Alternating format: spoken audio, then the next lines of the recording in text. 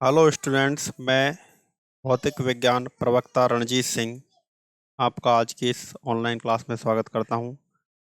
और लास्ट देखिए जो हमने पढ़ा था वो यहाँ तक हो चुका था हमारा। संधारित्र में ऊर्जा के लिए हमने सूत्र बनाए थे ये तीन, और ये तीन सूत्र जो हैं ये हमारे पास प्राप्त हो गए थे। ठीक है, अब देखिए इसमें यहाँ तक तो आपने काम कर लिया। आज का काम जो हमारा होगा वो होगा संधारित्र में संचित ऊर्जा घनत्व। तो आज हम चलते हैं डे 34 पर, और आज जो हमारा टॉपिक है वो है संधारित्र में संचित ऊर्जा घनत्व। क्या है ये? संधारित्र में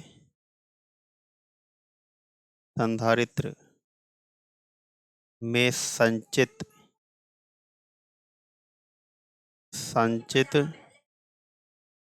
ऊर्जा घनत्व। ठीक है, अब देखिए ये जो टॉपिक है ना, इसे शुरू करने से पहले मैं आपको, एक हमारा स्टूडेंट है उसका एक क्वेश्चन था, जैसे कि मैं आपको दिखाना चाहता हूँ। उसकी एक प्रॉब्लम है, उसके प्रॉब्लम को दूर कर देते हैं। देखिए आइए हम चलते हैं अपनी फाइल्स में।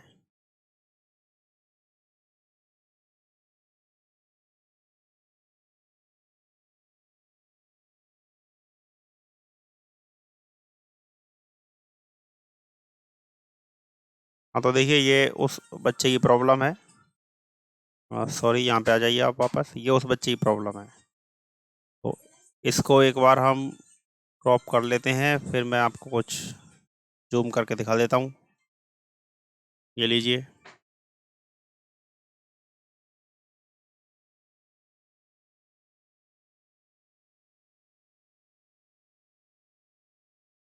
हाँ, तो अब आपको थोड़ा दिखाई दे रहा होगा क्लियर। ये इसमें लिखा है संधारित्र के सिद्धांत में प्लेट बी का ऋणावेश प्लेट ए के विभव में कमी और प्लेट बी का धनावेश प्लेट ए के विभव में वृद्धि कैसे करेगा। ठीक है, अब इस क्वेश्चन को पहले मैं समझाता हूँ आपको, तब बाकी काम समझ में आएगा।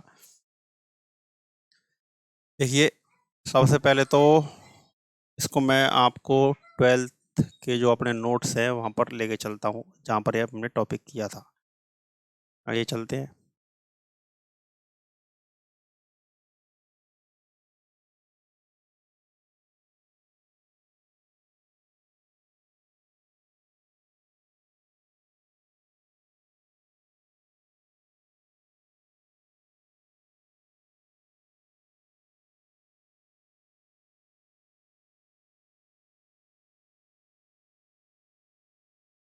ये हमारा पेज नंबर 39 चल रहा है, तो तीसरा ही चैप्टर है अभी, और थोड़ा सा आगे चलते हैं। ये भी अभी थर्ड चैप्टर ही चल रहा है। संधारित्र का सिद्धांत जो था वो आपका कौन से पेज पर था, एक बार वो देखना पड़ेगा। पेज नंबर था ये 64, और अभी ये चल रहा है हमारे पास 58। तो चलिए चलते हैं हम 64 पेज पर। पेज नंबर 64, ये आ गया पेज नंबर 64। और देखिए यहाँ पर ये संधारित्र है, और नीचे ये लिखा हुआ है संधारित्र का सिद्धांत यहाँ पर। अब इस चित्र को एक बार मैं आपको समझाता हूँ कि जो क्वेश्चन पूछा गया है उसमें क्या पूछने का प्रयास किया हमारे स्टूडेंट्स ने। देखिए सबसे पहले तो मैं आपको बता रहा हूँ कि ये संधारित्र की एक प्लेट है। ये तो एक प्लेट हो गई, ठीक है। और इस एक प्लेट पर कैसा आवेश है? ये धनावेश है। एक अकेली प्लेट है अभी, है ना, एक प्लेट है अभी ए। अब दूसरे केस में हम क्या करते हैं कि ये जो प्लेट ए है और इस पर कैसा चार्ज है? पॉजिटिव। इस प्लेट ए के पास में एक और प्लेट ले आते हैं जिस पर कोई चार्ज नहीं है। ये वाली प्लेट कौन सी हो गई? ये हो गई प्लेट बी। इसके ऊपर कोई चार्ज नहीं है। लेकिन जब इस प्लेट को, ये वाली जो प्लेट को हम इसके पास में लेके आए हैं, प्लेट बी को प्लेट ए के पास में लाए हैं, तो प्रेरण के कारण ये जो धनावेश है, यहाँ पर प्रेरण के कारण कैसा आवेश उत्पन्न हो जाएगा? ऋणावेश उत्पन्न हो जाएगा। ठीक है, और प्रेरण के कारण ही यहाँ पर कैसा आवेश उत्पन्न हो जाएगा? ये धनावेश उत्पन्न हो जाएगा। ठीक, प्रेरण मतलब ये आपने अध्याय 1 में पढ़े होंगे, आवेशन की विधियां। आवेशन की विधियों में एक विधि थी प्रेरण। और प्रेरण क्या होता है कि एक आवेशित वस्तु के पास में दूसरी आवेशित वस्तु लाते हैं तो विपरीत आवेश से आवेशित हो जाती है। जैसे एक धनावेश है, धनावेशित प्लेट, इसके पास में दूसरी प्लेट लाएंगे तो ऋणावेशित हो जाएगी। ये जो प्लेट है, ये जो प्रक्रिया होती है, इसे हम कहते हैं प्रेरण द्वारा आवेशन। अब तीसरी स्थिति पर चलने से पहले हम क्या करते हैं कि यहाँ पर मैं आपको समझाता हूँ। हमारे जो स्टूडेंट्स ने क्वेश्चन पूछा है उसमें ये पूछा गया है कि ये जो ऋणावेश है ना, ये वाला ऋणावेश, ये प्लेट बी की भीतरी सतह पर जो ऋणावेश है, ये वाला सारा, ये ऋणावेश क्या करता है, इस प्लेट ए के वोल्टेज में कमी कर देता है। ठीक है, अब कमी कैसे करता है उसको मैं थोड़ा समझा देता हूँ आपको। देखो, देखिए, मान लो कि इस प्लेट पर जो धनावेश है, इस प्लेट का जो वोल्टेज है, सॉरी, इस प्लेट का वोल्टेज हो गया आपके पास प्लस के 20 वोल्ट। ये वाली जो प्लेट है ना, प्लेट ए, इस पर आपने वोल्टेज कितना माना, प्लस के 20।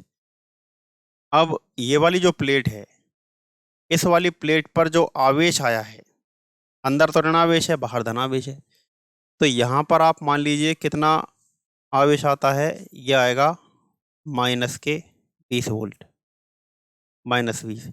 और बाहर की तरफ कैसा आ जाएगा, बाहर की तरफ आ जाएगा प्लस के 20।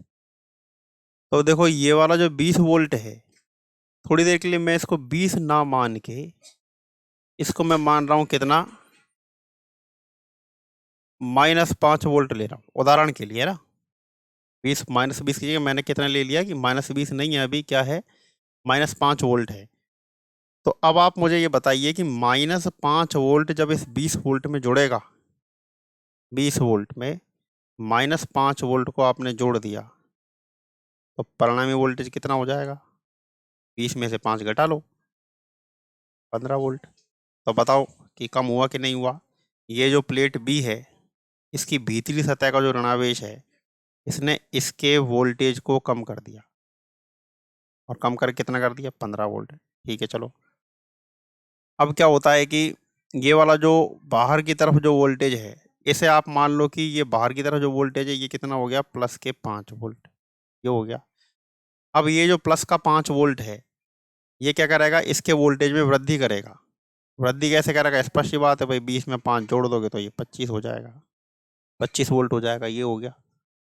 ठीक है, इस तरह से बाहर वाला आवेश जो है ये तो वृद्धि कर रहा है, और अंदर वाला आवेश जो है वो कमी कर रहा है। लेकिन देखो, इसके ज़्यादा पास में कौन है, पास में ऋणावेश है। ये ऋणावेश इसके ज़्यादा पास में है, लेकिन धनावेश जो है, ये जो बाहर है, ये इससे दूर है। मतलब ये वाली डिस्टेंस जो है वो तो ज़्यादा है, और ये वाली जो डिस्टेंस है ये कम है। तो अब आप मुझे ये बताइए कि प्लेट ए जो है, इसके आवेश पर, या कह दो कि इसके वोल्टेज पर, इसके वोल्टेज को कौन ज़्यादा प्रभावित करेगा, ये ऋणावेश ज़्यादा प्रभावित करेगा या ये धनावेश। स्पष्ट सी बात है, जो पास में होगा उसका प्रभाव इस पर ज़्यादा पड़ेगा, मतलब ऋणावेश का प्रभाव पड़ेगा। और ऋणावेश कर क्या रहा है, ऋणावेश वोल्टेज में कमी कर रहा है। इसका मतलब ये वाली जो प्लेट ए है ना, इसके वोल्टेज में कमी ज़्यादा होगी, और इसके वोल्टेज में वृद्धि कम होगी। यानी वोल्टेज डाउन तो ज़्यादा जाएगा और अप कम जाएगा। ठीक है, ये बिल्कुल इसी प्रकार से होता है। पानी का जैसे टैंक होता है, इसमें पानी आ भी रहा है और यहाँ से पानी निकलने का भी पाइप आपने लगा रखा है। तो अब क्या होता है कि जैसे इसमें पानी भर भी रहा है और निकल भी रहा है। अब ये टैंक कब भर सकता है, ये टैंक तब भर सकता है जब आने वाला तो आवेश ज़्यादा हो और निकलने वाला कम हो। और दूसरी बात ये कि ये टैंक कब खाली हो सकता है, खाली तब हो सकता है जब निकलने वाला पानी अधिक हो और भरने वाला पानी कम हो। तो ये दूसरी स्थिति मैंने आपको बताई है ना, कि निकलने वाला पानी अधिक और भरने वाला कम, तो ये टैंक खाली हो जाएगा। यानी इस टैंक के पानी में वृद्धि तो कम होगी और कमी अधिक होगी। कमी अधिक क्यों होगी, क्योंकि ज़्यादा पानी तो निकल रहा है। मतलब आप ये मान लो कि 1 सेकंड में 2 लीटर पानी तो निकल रहा है और 1 सेकंड में 1 लीटर पानी आ रहा है। तो अंततः क्या हो जाएगा, इस टैंक के पानी में कमी तो अधिक हो रही है और वृद्धि कम हो रही है। तो एट लास्ट ये टैंक खाली हो जाएगा। बिल्कुल ऐसा यहाँ पे भी हो रहा है कि ये ऋणावेश जो है, ये इसके वोल्टेज में कमी तो अधिक कर रहा है और ये धनावेश दूर होने के कारण वृद्धि कम कर पा रहा है, इसलिए कुल मिला के वोल्टेज में कमी हो जाएगी। ठीक है, ये बात अब आपके प्रश्न का अनुमान से मेरे अनुमान से उत्तर मिल गया होगा। ये टैंक जो है इसका बहुत ही अच्छा उदाहरण है। आप लोग मुझे कमेंट करके बता देना जिन भी स्टूडेंट्स ने पूछा हो। अब हम चलते हैं अपने डे 34 पर। आइए कोशिश करेंगे आज हम इस चैप्टर को खत्म कर दें। तो अब हमारा टॉपिक क्या है, संधारित्र में संचित ऊर्जा घनत्व। ऊर्जा घनत्व जो है, देखो छोटा सा टॉपिक है, कोई बड़ा नहीं है। इसका मैं एक शॉर्टकट तरीका है बहुत, उससे मैं आपको समझा देता हूँ, और जो डिटेल में है वो तो नोट्स में है ही। देखिए हमारे पास ऊर्जा का जो सूत्र होता है, संधारित्र में संचित ऊर्जा के जो 3 सूत्र हैं उनमें से एक सूत्र हमारे पास है U = ½ CV²। अभी जो आपने जो डे 33 में जो सूत्र पढ़े थे, देखिए ये Q²/2C, ½ CV² और ½ QV। इनमें से ये वाला जो सूत्र है आपके पास, ये वाला जो सूत्र है ½ CV², इस वाले सूत्र को हम ले रहे हैं। इसी को क्यों ले रहे हैं, उसका कारण ये है कि संधारित्र जो है उसकी धारिता, जो है वो हमारे पास में है।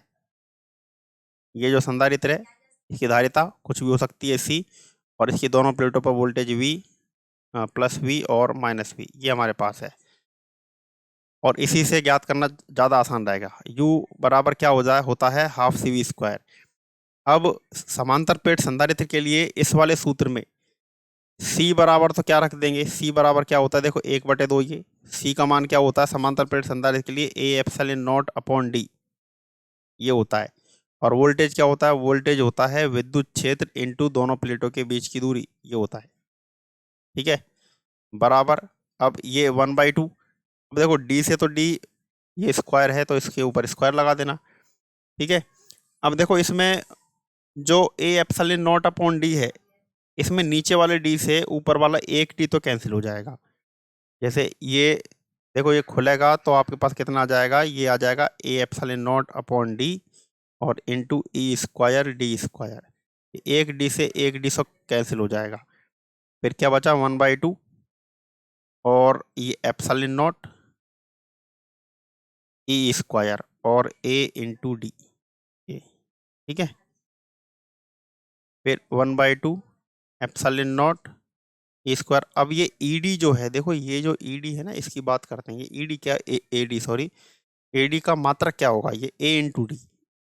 A क्या है, क्षेत्रफल का मात्रक m²। D क्या है, डिस्टेंस है, ये हो जाएगा मीटर। तो मीटर² इंटू मीटर बराबर क्या हो गया, मीटर³। और मीटर³ किसका मात्रक होता है, आयतन का। तो ये AD की जगह क्या हम V लिख सकते हैं, बिल्कुल लिख सकते हैं, आयतन।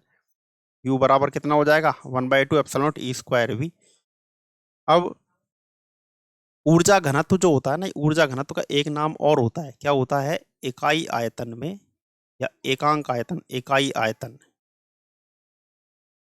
इकाई आयतन इसका मतलब क्या होता है, 1 मीटर³ आयतन में ऊर्जा। घनत्व का मतलब यही होता है 1 मीटर³ में ऊर्जा, यही तो होता है घनत्व। तो देखो ये तो आपके पास क्या, ये संधारित्र के संपूर्ण आयतन में संचित ऊर्जा, यानी ये जो संधारित्र है इस पूरे का आयतन क्या होगा, V। ये पूरा जो आयतन है ना, ये V। तो V मीटर³ में ऊर्जा कितनी आई, ये U। तो 1 मीटर³ में ऊर्जा कितनी हो जाएगी, U/V। इसका मतलब हमको यहाँ से U/V का मान निकालना है। तो देखिए यहाँ आ जाइए, ये वाला जो V है इसको आप ले लीजिए इसके नीचे, तो कितना आ जाएगा, U/V = ½ ε0 और ये E²। अब ये U/V क्या है कि 1 मीटर³ की ऊर्जा है, और इसको हम या तो UV लिख देते हैं या स्मॉल u लिख देते हैं, ये आ जाएगा ½ ε0 E²। ठीक है, ये आपके पास संधारित्र में संचित ऊर्जा का सूत्र प्राप्त हो गया। मात्रक देखोगे तो देखो मात्रक यहाँ से आ जाएगा आपका U क्या है, ऊर्जा, मात्रक होता है जूल, और ये आयतन, आयतन का मात्रक क्या होता है, मीटर³। तो ये हो जाएगा जूल/मीटर³। संधारित्र में संचित ऊर्जा है, नोट्स में देखोगे तो आपको ये मिल जाएगा। आइए नीचे, यहाँ पर अभी हम पुराने नोट्स पर चल रहे हैं, पेज नंबर 81 पर आते हैं। Page number 81।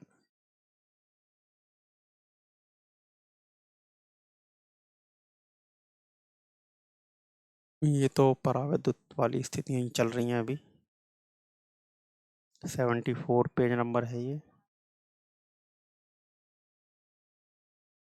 और ये पेज नंबर 81 ये आ गया, देखिए यहाँ से।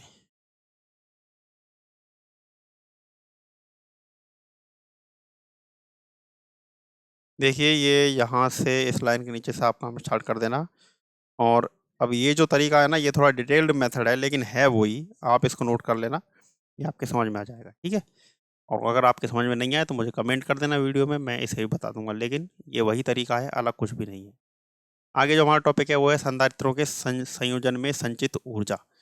अब इसके लिए आइए हम चलते हैं अपने डे 34 पे। नेक्स्ट जो टॉपिक है हमारा, संधारित्रों के संयोजन में संचित ऊर्जा, ठीक है। क्या है हमारा टॉपिक?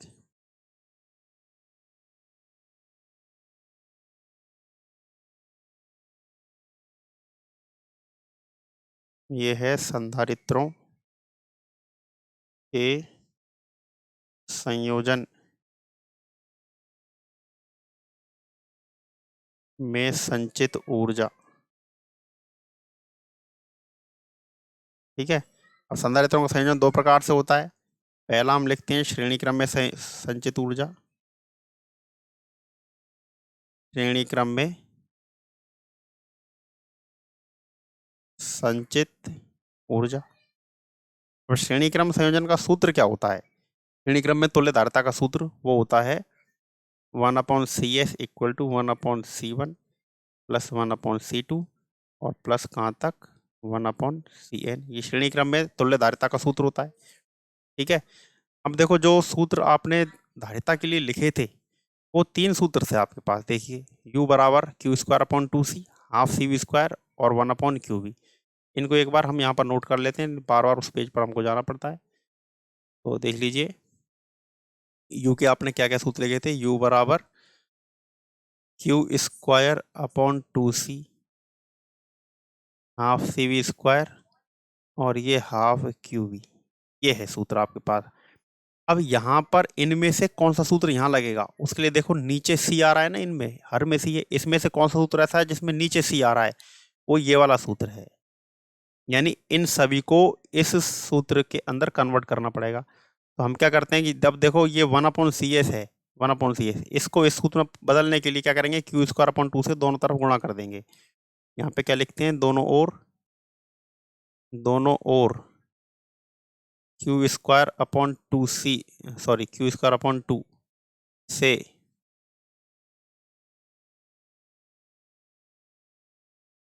गुणा करने पर क्या आ जाएगा, Q²/2CS बराबर Q²/2C1 plus Q²/2C2 plus Q²/2CN, ये आ जाएगा।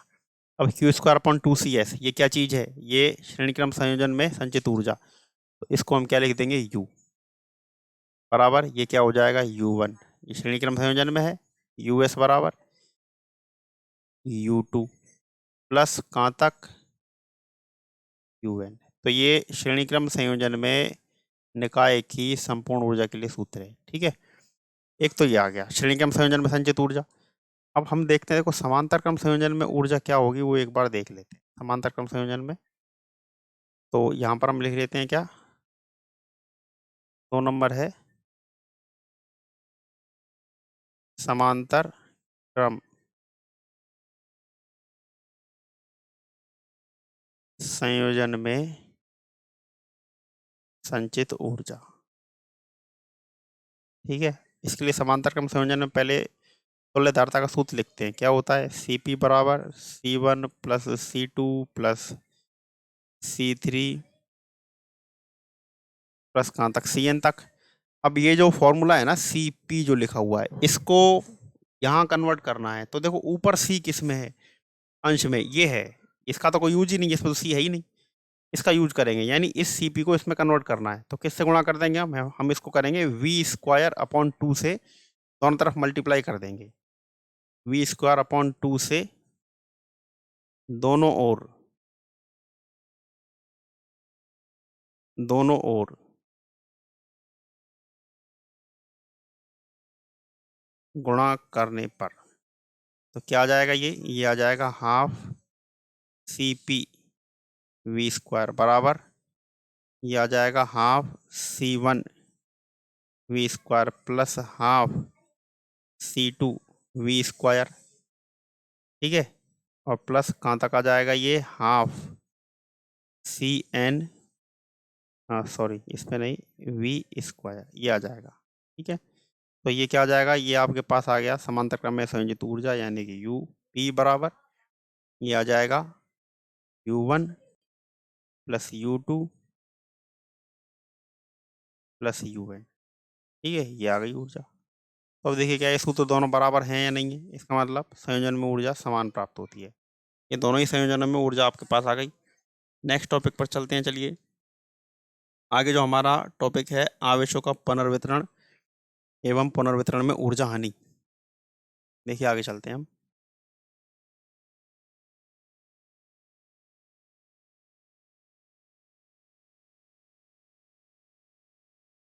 ये जो टॉपिक है 20 मिनट का वीडियो हो गया है, तो अगले टॉपिक में चलते हैं। अगले वीडियो में मैं इस टॉपिक को समझाऊँ क्योंकि ये बहुत बड़ा हो गया है ना, तो अगले वीडियो में इस टॉपिक को समझाता हूँ, ठीक है।